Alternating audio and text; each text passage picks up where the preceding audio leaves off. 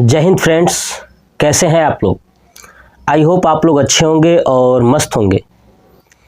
आज जो है कि 24 फरवरी है और उत्तर प्रदेश में क्लास 10th और 12th का यूपी बोर्ड का एग्ज़ाम स्टार्ट हो चुका है। आज पहला दिन था। बहुत सारे बच्चों ने अपना एग्ज़ाम बहुत ही अच्छे तरीके से क्वालिफाई किया। अच्छे से एग्ज़ाम दिए तो क्वालिफाई हो ही जाएंगे। तो मैं बच्चों को धन्यवाद देना चाहूँगा कि जो बच्चों ने बहुत ज़्यादा मेहनत किया और उनका आज पहला सब्जेक्ट अच्छा गया, उनको बहुत ज़्यादा धन्यवाद दूंगा। और जिनका बेकार गया, कोई बात नहीं, आने वाले सब्जेक्ट्स में आप बेहतर कीजिएगा। तो मैं अब आपको पढ़ा रहा था टॉपिक्स मैथ में निर्देशांक ज्यामिति, है ना, यानी प्रश्नावली 7.1 का मैंने टोटल 4 प्रश्न करा दिया था। ठीक है, आज जो है प्रश्न 5वें से क्वेश्चंस स्टार्ट करता हूं और आपको चीज़ें समझाऊंगा। समझिए और देखिए। चलिए देखते हैं प्रश्न 5 क्या कह रहा है ना। कह रहा है कि किसी कक्षा में 4 मित्र बिंदुओं ए, बी, सी और डी पर बैठे हुए हैं। मैं आपसे एक बात कहूँगा कि आप जो है कि बुक ले लीजिए अपने पास, क्योंकि जैसे मैं बुक से रीड कर रहा हूँ, आप चीज़ों को जब देखोगे ना तो ज़्यादा समझ में आएगा, कॉन्सेप्ट अच्छे से समझ में आएगा। ठीक है, तो देखिए, किसी कक्षा में 4 मित्र है ना, 4 मित्र बिंदुओं ए, बी, सी और डी पर बैठे हुए हैं, है ना। तो देखिए ये कक्षा है। ठीक है, बिंदु ए, बिंदु बी, बिंदु सी और बिंदु डी पर 4 मित्र बैठे हुए हैं। ठीक है, जैसे कि चित्र में दिखाया गया है। ठीक है, तो क्या होता है कि चंपा और चमेली कक्षा के अंदर आती हैं। कक्षा के अंदर कौन आता है? चंपा और चमेली आती है और कुछ मिनट तक देखने के बाद चंपा चमेली से पूछती है, क्या तुम नहीं सोचती हो कि ए बी सी डी एक वर्ग है ना। चंपा जो है कि चमेली से कहती है कि क्या तुम ये नहीं सोचती हो कि जो ए बी सी डी है ये एक वर्ग है। ठीक है, तो चमेली इससे सहमत नहीं है। चमेली इसके बात से सहमत नहीं है। ठीक है, दूरी सूत्र का प्रयोग करके बताइए कि कौन सही है। ठीक है, तो दूरी सूत्र का प्रयोग करके हमें ये बताना है कि चंपा सही है कि चमेली सही है। चलिए, सबसे पहले कह रहा था कि ए बी सी डी क्या है? एक वर्ग है। तो देखिए, मैं अगर ये वर्ग खींचूं तो मैं एक का मतलब कि इसको अगर ए को बी के साथ मिला दूं, ठीक है, बी को सी के साथ मिला दूं, सी को डी के साथ मिला दूं और फिर से डी और ए को मिला दूं, तो ये जो हमारे पास जो डायग्राम बन रहा है, क्वेश्चन में चंपा कह रही है कि जो ये डायग्राम है ए बी सी डी ये एक वर्ग है, लेकिन चमेली इससे सहमत नहीं है। तो चलिए दूरी सूत्र का प्रयोग करके हम लोग देखते हैं कि क्या ये वर्ग है कि नहीं है। तो देखिए, सबसे इंपॉर्टेंट बात समझिएगा, मेरी बातों को ध्यान से। अगर मैं ए से लेके बी तक के बीच की दूरी निकाल दूं, है ना, ए से लेके बी के बीच की दूरी, फिर बी से लेके सी के बीच की दूरी, सी से लेके डी के बीच की दूरी और डी से लेके ए के बीच की दूरी, यानी सभी दूरी निकाल दूं और सभी दूरियां अगर बराबर हो जाए, क्या हो जाए? बराबर हो जाए, और इनके विकर्ण भी आपस में बराबर हो जाए, तो मैं कह दूंगा कि ये वर्ग है। क्या है? ये वर्ग है। जैसे मैं बात करूं, वर्ग क्या है? तो एक प्रकार का चतुर्भुज है। क्या है? ये चतुर्भुज है। तो वर्ग क्या होता है कि जिनकी चारों भुजाएं बराबर होती हैं और विकर्ण भी आपस में बराबर होते हैं। तो चलिए हम यहाँ पे सीखते हैं कैसे। यानी सबसे पहले हम देखते हैं कि ए किस किस जगह पे है। तो देखिए मैं क्या लिखता हूं, 4 बिंदु थे ना, ए बी सी और डी, तो लिखूंगा 4 बिंदु है ना। क्या है? पहला ए। अब जो ए है ये देखिए कितने नंबर पे है। तो देखिए अगर नीचे से देखेंगे तो 3 नंबर पे है, और ये देखिए ये है आपका एक्स अक्ष, ठीक है, और ये है आपका वाई अक्ष। ठीक है, ये हमने समझ लिया था पीछे। तो देखिए ये एक्स अक्ष पे ए कितने नंबर पे है, 3 नंबर पे, वाई अक्ष पे 4 नंबर पे। तो जो एक्स अक्ष वाला है वो पहले लिखेंगे, यानी 3 और कामा 4। तो ए कितने बिंदु पे है, 3 और 4 पे। ऐसे ही कामा बी, बी कितने नंबर पे है, ये देखिए बी है 6 नंबर पे और 7 नंबर पे। तो 6 और 7। सी कितने नंबर पे है, तो सी लिखूंगा। अब देखिए सी देखिए 9 और 4, तो ये होगा 9 कामा 4। तथा डी कितने नंबर पे है, तो देखिए डी, ये है आपका डी है 6 और 1, तो ये है 6 कामा 1, यानी ये 4 बिंदु है। ठीक है, तो मैं क्या करता हूं, सबसे पहले ए और बी के बीच का दूरी ज्ञात करूंगा, फिर बी और सी के बीच का, फिर सी और डी के बीच का, फिर डी और ए के बीच का दूरी। तो अब लिखूंगा, ठीक है, कि ए तथा है ना बी के बीच दूरी है ना। तो हम लोग जानते हैं कि ए बी बराबर क्या होता है, रूट में x2 माइनस x1 का square plus y2 minus y1 का स्क्वायर। ये हम लोग पढ़े हैं फार्मूला दूरी वाला। चलिए x2 a और b के बीच में, तो देखिए इसमें x2 क्या है, 6 है, और x1 क्या है, 3 है। तो बस रखूंगा 6 माइनस 3 का स्क्वायर प्लस y2 कितना है, 7, और y1 है 4, यानी 7 माइनस 4 का स्क्वायर। 6 माइनस 3 का स्क्वायर कितना हो जाएगा, तो 3 और 3 का स्क्वायर हो जाएगा तो 9 प्लस, है ना। ऐसे ही 7 में से 4 गया 3, और 3 का स्क्वायर कितना हो जाएगा, 9। तो इसको ऐड करेंगे तो रूट 18 है ना, आएगा ना, 9 9 18। अब इस 18 को बाहर निकालेंगे तो हो जाएगा 3√2। कितना होगा, 3√2। तो देखिए ए बी के बीच की दूरी कितना आ गया, 3√2। तो यहाँ पे ए बी के बीच की दूरी क्या लिख देता हूँ, यहाँ पे 3√2।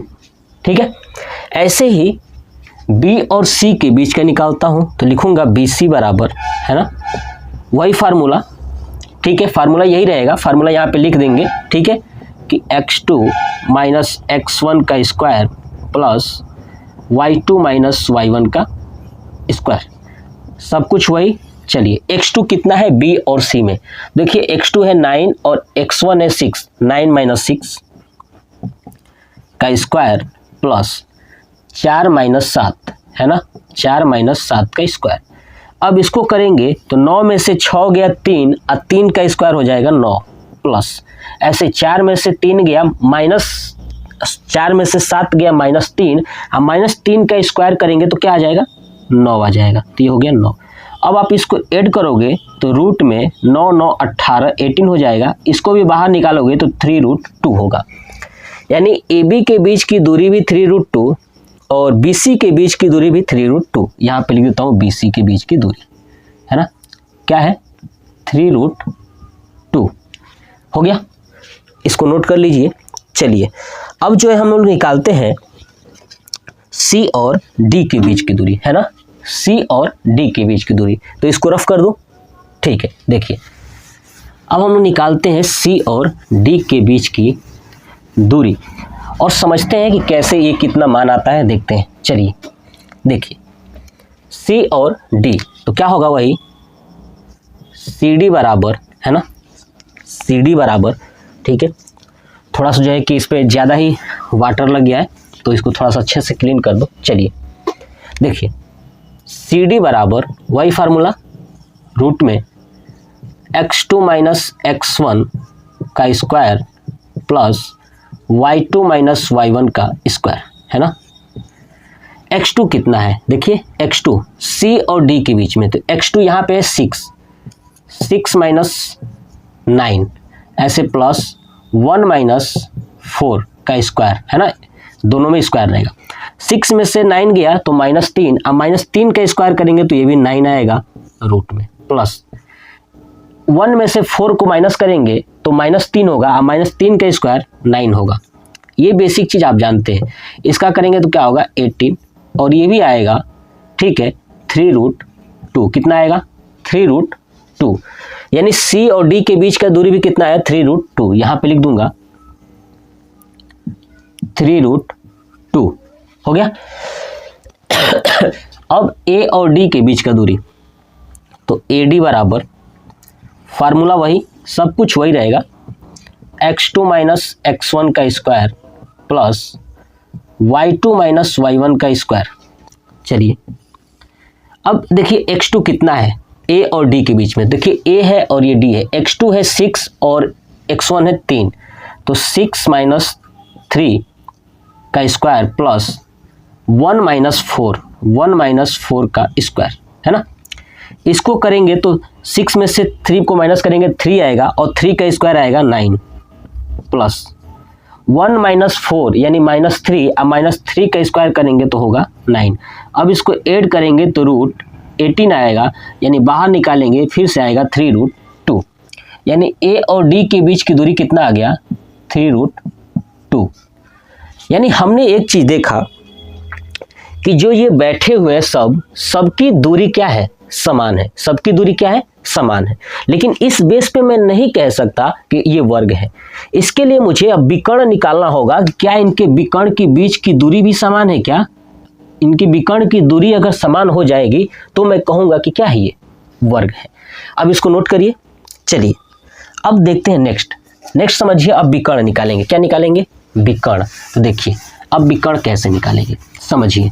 विकर्ण में कौन कौन सी भुजा आपको दिखाई दे रही, देखिए ऊपर b और नीचे d, यानी b और d, तो लिखूंगा विकर्ण, है ना, क्या लिखूंगा, विकर्ण, ठीक है। BD तथा BD और AC, विकर्ण BD तथा AC के बीच की दूरी, है ना, बीच की दूरी। तो देखिए BD बराबर निकालूंगा तो रूट में वही होगा फार्मूला, x2 माइनस x1 का square plus y2 minus y1 का स्क्वायर। चलिए अब B और D, तो देखिए B है और ये D है, ठीक है ना।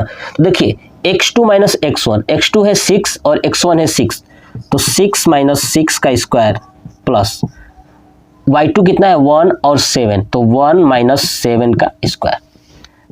6 माइनस 6 का स्क्वायर यानी 0 हो जाएगा, प्लस 1 माइनस 6 का स्क्वायर हो जाएगा 36, है ना।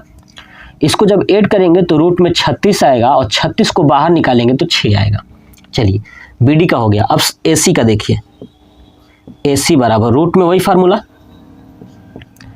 x2 माइनस x1 का square plus y2 minus y1 का स्क्वायर, है ना। अब देखिए A और C ये दोनों दिख रहा है ना इसके बीच में। चलिए x2 कितना है 9 माइनस 3 का स्क्वायर प्लस ये क्या है 4 माइनस 4 का स्क्वायर, है ना। देखिए तो 9 में से 3 गया तो क्या आएगा 6 और 6 का स्क्वायर हो जाएगा 36 प्लस 4 में से 4 गया 0 और 0 का स्क्वायर 0 ही होगा, यानी 36 और 0 ऐड करेंगे तो क्या आएगा रूट में 36 को बाहर निकालेंगे तो आएगा 6। यानी विकर्ण BD और AC क्या है 6 और 6, ये भी बराबर है, तो यहाँ पे लिख देता हूँ विकर्ण, है ना, ठीक है। ये विकर्ण है BD 6 और ये है आपका भी, ये भी है 6, ये भी क्या है 6, कंप्लीट हो गया। तो हमने देखा कि विकर्ण भी बराबर है और भुजा भी बराबर है, इसलिए यह क्या है वर्ग है। तो मैं क्या लिखूंगा क्वेश्चन में, इस यहाँ तक सॉल्व करने के बाद लिखूंगा कि ठीक है इसमें सभी भुजा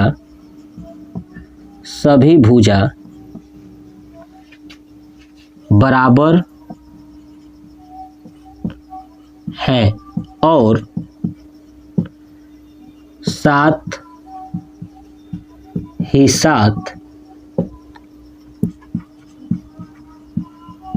विकर्ण भी बराबर है ना। यानी लिख दूंगा कि AB बराबर BC बराबर CD बराबर AD, है ना, या DA ये बराबर है, और दूसरा क्या है तो AC बराबर BD, है ना। इसलिए, है ना, इसलिए यह एक वर्ग है। क्या है ये? वर्ग है। तो चंपा कह रही थी ना कि वर्ग में बैठे हुए हैं, इसका मतलब चंपा क्या है? सही है। तो नीचे लिखूंगा अतः चंपा सही है ना? चंपा क्या है? सही है। तो इस प्रश्न का आंसर हमें ऐसे देना था। ठीक है, चलिए तो प्रश्न 5वां कंप्लीट हो गया। आप इसका स्क्रीनशॉट ले लीजिए। चलिए अब देखते हैं प्रश्न नंबर 6। ठीक है, चलिए 6 को समझते हैं। इसे मैं रफ कर दूं, देखिए। ठीक है, मेरा जो कि तबीयत खराब हो गया था इसलिए वीडियो नहीं आ पाया था, इसके लिए सॉरी। बट अब जो है कि तबीयत रिकवर हो चुका है। ठीक है, और मैं पर्टिकुलर वीडियो अपलोड करूंगा। ठीक है, और मैं कोशिश करूंगा कि आपके लिए सभी सब्जेक्ट्स में उपलब्ध कराऊं। ठीक है, बस आप वीडियो को ज़्यादा से ज़्यादा लोगों तक बताइए कि ताकि वो लोग भी पढ़ें, है ना? ऐसा नहीं कि वो लोग बोर्ड के एग्जाम में फेल हो जाएं। ठीक है, तो लोग पढ़ें। चलिए प्रश्न देखते हैं 6 नंबर। 6 क्वेश्चंस क्या कह रहे हैं, देखिए। कह रहे हैं कि निम्नलिखित बिंदुओं द्वारा बनने वाले चतुर्भुज का प्रकार यदि कोई है तो बताइए, है ना? प्रश्न दिया हुआ है, उस जो बिंदु दिया है, ठीक है ना, उस बिंदु से जो चतुर्भुज बनेगा उसको बताना है कि कौन सा चतुर्भुज बनेगा, और आपने उत्तर को कारण सहित बताना है कैसे वो बना है। तो चलिए इसमें से पहला प्रश्न देखते हैं, है ना। पहला प्रश्न क्या है? 4 बिंदु दिया है, -1 और -2 एक साथ दिया है। दूसरा दिया है 1 और 0। ठीक है, चलिए तीसरा दिया है -1 और 2। ठीक है, और चौथा दिया है -3, 0, है ना। अब ये चतुर्भुज की पहला दिया है, मतलब 4 ये बिंदु दिया है। अब सपोज करिए कि ये मैंने एक चतुर्भुज बनाया। क्या बनाया? ये मैंने बना दिया एक चतुर्भुज। देखिए अपने मन से कोई भी चतुर्भुज बना सकते हैं। मुझे नहीं पता कि क्या ये चतुर्भुज सही है कि गलत है। मैंने कोई भी चतुर्भुज बना दिया जिसमें 4 भुजाएं हो। अब ये एक बिंदु का दिया हुआ है -1 और -2। ठीक है, ऐसे दूसरे बिंदु पे दिया है 1 और 0, तीसरे पे दिया है -1 और 2, है ना। ऐसे चौथे पे दिया है -3 और 0। मान लेता हूं कि ये वाला A है, ये वाला B है, ये वाला C है और ये वाला D है। तो हमें यही बताना है कि क्या ये चतुर्भुज है अगर चतुर्भुज तो कौन सा चतुर्भुज है। तो देखिए ये बताने के लिए सबसे पहले मैं क्या करूं कि इनके भुजाओं के बीच की दूरी ज्ञात कर लूं, है ना। ठीक है, भुजाओं के बीच की दूरी ज्ञात कर लूं। तो पहले दूरी ज्ञात करते हैं, फिर उसके बाद विकर्ण ज्ञात करेंगे, उसके बाद हम डिसाइड कर पाएंगे कि कौन सा चतुर्भुज बन रहा है। क्लियर ना। तो चलिए मैं आपको थोड़ा सा मोटा मोटी रिपीट करा देता हूं। देखिए जब वर्ग होता है ना, वर्ग, ध्यान सुनिए, तो वर्ग में क्या होता है कि विकर्ण, है ना। वर्ग में विकर्ण जो होंगे ना वो बराबर होंगे। क्या होंगे? बराबर होंगे। ठीक है, ध्यान रखिए कि वर्ग में विकर्ण बराबर होते हैं और भुजा भी सभी बराबर होते हैं। भुजा क्या होते हैं? बराबर होते हैं। ये बात समझ में आ गई। अगर सपोज करिए कि अगर ये वर्ग होगा, इसका मतलब क्या होगा कि उसमें सभी भुजाएं आपस में क्या होंगी? बराबर होंगी। तो भुजाओं के बीच का जो दूरी हम ज्ञात करेंगे, अगर सब बराबर हो गया और उनका विकर्ण भी अगर बराबर हो गया, इसका मतलब कि वो वर्ग है। क्लियर। चलिए अगर मान लीजिए कि आयत होगा, क्या होगा? अगर आयत होगा तो क्या होगा? देखिए आयत होगा तो क्या होगा? आयत में क्या होता है कि आमने सामने की भुजाएं बराबर होती हैं। क्या होती हैं? आमने सामने की भुजाएं बराबर होती हैं। ध्यान सुनिए, आमने और सामने की भुजाएं बराबर होती हैं और विकर्ण भी बराबर होता है। Concept clear. आमने सामने की भुजाएं अगर बराबर आ गई, अब विकर्ण बराबर आ गए, इसका मतलब कि वो आयत है। ठीक है, ऐसे ही आता है समांतर चतुर्भुज। क्या आता है? समांतर चतुर्भुज। ठीक है, अब समांतर चतुर्भुज में क्या होगा? देखिए समांतर चतुर्भुज क्या होता है कि इसके भी आमने सामने की भुजाएं बराबर होंगी लेकिन विकर्ण बराबर नहीं होंगे, वो समांतर चतुर्भुज है। अगर आमने सामने की भुजा बराबर है, अब विकर्ण भी बराबर है, तो वो आयत होगा। आमने सामने की भुजा बराबर है, ठीक है, और विकर्ण बराबर नहीं है, वो समांतर चतुर्भुज होगा। इस विकर्ण बराबर है, भुजा बराबर है, वो क्या होगा? वर्ग होगा। ठीक है, ये पॉइंट्स आपको समझ में आ गया। एक आता है समचतुर्भुज। क्या होता है? समचतुर्भुज। देखिए जो समचतुर्भुज होता है ना, इसमें सभी भुजाएं बराबर होती हैं लेकिन विकर्ण बराबर नहीं होता है। देखिए समचतुर्भुज वर्ग से बना है और समांतर चतुर्भुज आयत से बना है। क्लियर ना? तो देखिए आयत में क्या होता है कि विकर्ण बराबर होते हैं, आमने सामने की भुजा बराबर होती हैं, लेकिन इसमें समांतर चतुर्भुज में आमने सामने की भुजा बराबर होती हैं लेकिन विकर्ण बराबर नहीं होते। वर्ग में विकर्ण भी बराबर होते हैं और भुजा भी बराबर होती हैं, लेकिन समचतुर्भुज में भुजा बराबर होती हैं लेकिन विकर्ण बराबर नहीं होते हैं। ये इतना कॉन्सेप्ट है। अब हम लोग ये निकालेंगे, क्या निकालेंगे कि भुजाओं के बीच की दूरी निकालेंगे, फिर विकर्ण निकालेंगे, फिर चेक करेंगे कि क्या ये बराबर है, नहीं है, क्या है, जो भी है उसके अकॉर्डिंग हम लोग करेंगे प्रश्न को। देखिए तो देखिए जो हमारे पास ये दिया है बिंदु ए, बी, सी और डी, ये बिंदु जो दिया हुआ है, हम इसी बिंदु के थ्रू प्रश्न को सॉल्व करेंगे। तो मैं क्या करूं कि ए और बी के बीच की दूरी ज्ञात करूं। क्या करूं?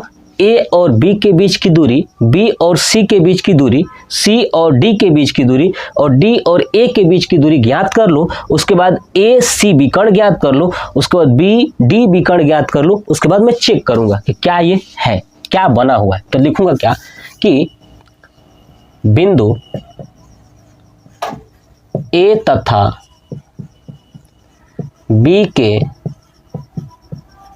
बीच दूरी है ना, तो क्या लिखूंगा? ए बी बराबर रूट में फार्मूला आपको पता ही है, x2 माइनस x1 का square plus y2 minus y1 का स्क्वायर हो गया। चलिए x2 देखिए, यहाँ पे देखिए ये है x1, ये है y1, ये है x2 और ये है y2। ये पीछे हम लोग इंट्रोडक्शन वाले वीडियो में पढ़ चुके हैं। तो देखिए x2 है 1 और x1 है -1, ठीक है। तो 1, आइए माइनस पहले से है, आइए माइनस, तो माइनस माइनस हो जाएगा प्लस, है ना, यानी ऐसे -1 होगा ना। देख लीजिए माइनस ये वाला और ये -1 इसमें का है, तो ये हो जाएगा माइनस माइनस प्लस। तो मैं डायरेक्ट लिख देता हूँ 1 + 1 का स्क्वायर प्लस y2 देखिए कितना है 0, है ना। तो 0, अब देखिए ये है माइनस और ये है -2, माइनस माइनस प्लस हो गया तो +2 का स्क्वायर, है ना। अब इसको करेंगे तो कितना आएगा 1 और 1 2 का स्क्वायर आएगा 4 प्लस, है ना। यहाँ देखिए 2 और 0 2 ही होगा और 2 का स्क्वायर हो जाएगा 4, है ना। अब इसको ऐड करेंगे तो 4 और 4 8, रूट में आएगा 8, है ना। अब इसको अगर बाहर निकालेंगे तो हो जाएगा 2√2, क्या आएगा 2√2, यानी ए बी के बीच की दूरी कितना आ गया, ये 2√2 लिख दिया। ऐसे ही बी और सी के बीच का दूरी निकालिए तो बी सी बराबर, ठीक है। अब मैं ये वाला फार्मूला बार बार नहीं लिखूंगा, आप लिख लेंगे। अब मैं डायरेक्ट करता हूँ, देखिए बी सी, तो बी और सी, x2 कितना है यहाँ पे देखिए -1 और x1 कितना है 1, तो -1 हो जाएगा, तो -1 का स्क्वायर प्लस, ऐसे ही 2 में से 0, 2 - 0 का स्क्वायर, है ना, करेंगे।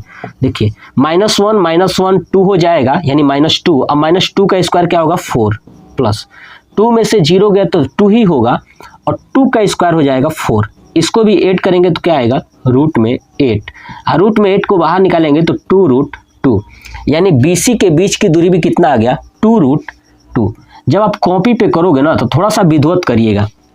मेरे पास जो स्पेस है मैं उस स्पेस के अकॉर्डिंग कर रहा हूँ, तो BC के बीच की दूरी निकल गया। ऐसे ही आप CD के बीच की दूरी निकालोगे, CD बराबर फार्मूला वही रखेंगे। चलिए ये C है और ये D है, तो देखिए ये है C और D के बीच में, ये हो गया x1, ये हो गया y1, ये हो गया x2, ये हो गया y2। देखिए x2 कितना है -3, कितना है -3, तो x2 - x1, तो देखिए माइनस यहाँ पे तो प्लस हो जाएगा ना, तो -3 अब +1 हो जाएगा, क्या हो जाएगा -3 + 1 का स्क्वायर प्लस यहाँ पे 0 -2 का स्क्वायर होगा। ऐसे -3 और +1 क्या होगा तो -2, अब -2 का स्क्वायर हो जाएगा तो रूट में 4 होगा, क्या होगा 4 प्लस 0 - 2 ही होगा और -2 का स्क्वायर करेंगे तो ये भी हो जाएगा 4। अब इसको ऐड करेंगे तो क्या होगा 8 और बाहर निकालेंगे तो 2, यानी C और D के बीच की दूरी भी क्या आ जाएगी 2√2। कंप्लीट। चलिए अब देखते हैं D और A के बीच की दूरी, है ना। तो D और A के बीच की दूरी, तो ये भी आपको पता है फार्मूला वही सब कुछ। तो देखिए D x1 y1, ये x2 y2, x2 कितना है -1, लिख दिया -1। आइए माइनस है तो माइनस माइनस हो जाएगा +3 का स्क्वायर प्लस ये है -2 तो -2, आइए हो गया -0 का स्क्वायर।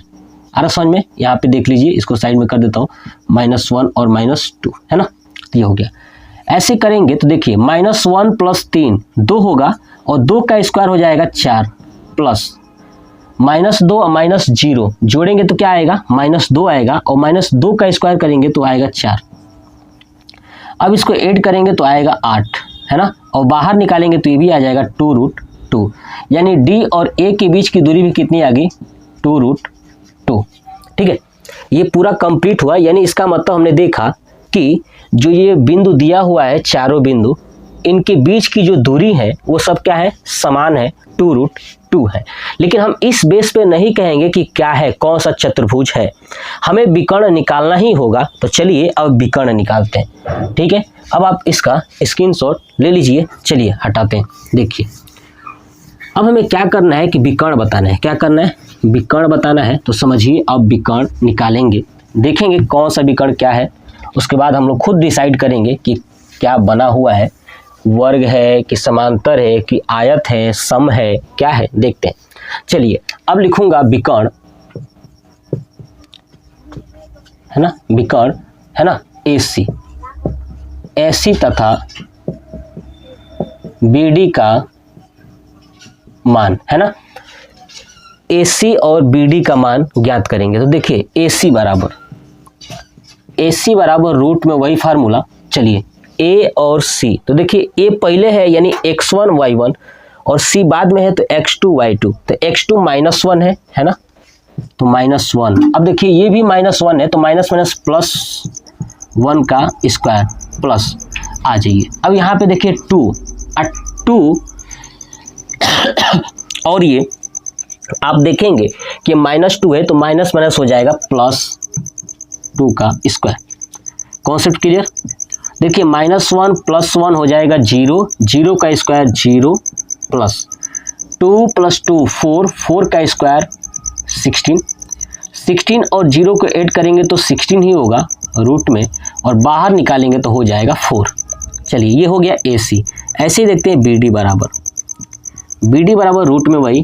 देखिए B ये है और ये D है, तो B पहले आया है तो x1 y1, ये x2 y2, x2 कितना है -3 तो -3, अब माइनस x1 है 1 का स्क्वायर प्लस उसके बाद 0 माइनस क्या है 0 का स्क्वायर, यही होता है ना कॉन्सेप्ट। देखिए तो -3 -1 हो जाएगा -4, अब -4 का स्क्वायर करेंगे तो होगा 16 रूट में प्लस 0 में से 0 गया 0 और 0 का स्क्वायर होगा 0, तो अब 16 प्लस 0 अगर ऐड करेंगे तो क्या आएगा 16 ही आएगा और रूट में आएगा और बाहर निकालेंगे तो 4 आ जाएगा।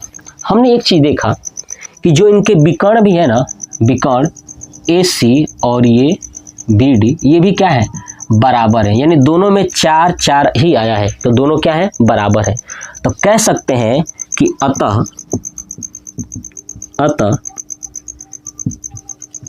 बिंदु, है ना, अतः बिंदुओं के बीच की दूरी बराबर तथा विकर्ण भी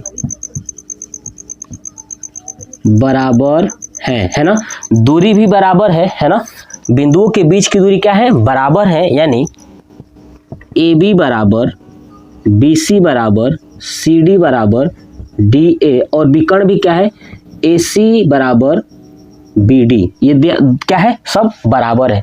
आज जब सब बराबर है तो क्या कहूँगा, अतः